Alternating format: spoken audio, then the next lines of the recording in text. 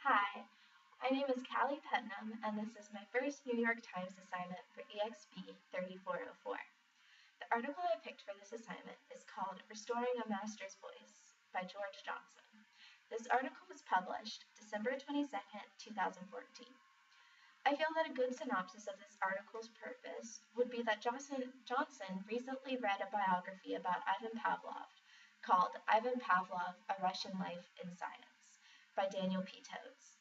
After reading this novel, Johnson realized how many people seem to forget how brilliant Pavlov is.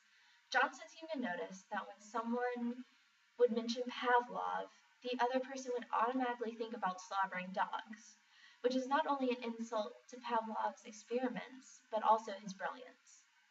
Johnson wrote this article in order to inform the reader about how brilliant the man truly was.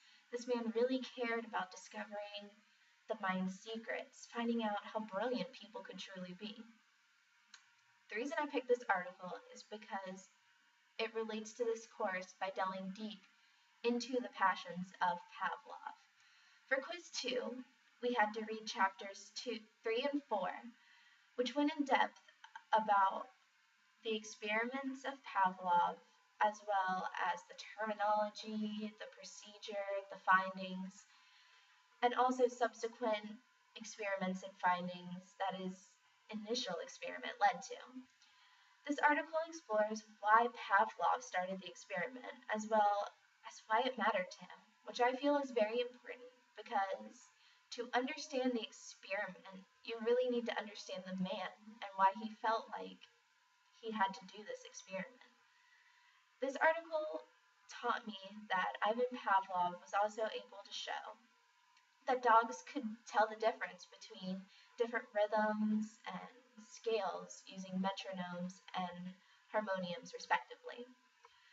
I also learned that after Pavlov read a case from Sigmund Freud about Annie O, who was a sufferer of hysteria caused by having to take care of her ailing father, which subsequently caused her to have a mental break because she felt like she wasn't able to show her emotions clearly because she had to support her father. Pavlov noticed the same effect in a dog named Vampire. This dog was taught to react positively to an ellipses and negatively to a circle. So whenever he was shown an image of the circle, he reacted positively, and whenever he saw an image of the ellipses, he reacted negatively. Well, the experimenters made it to where the circle and the ellipses were indistinguishable. So Vampire was forced to have the positive and negative experiences contrasting inside of him, which caused him to have a mental break.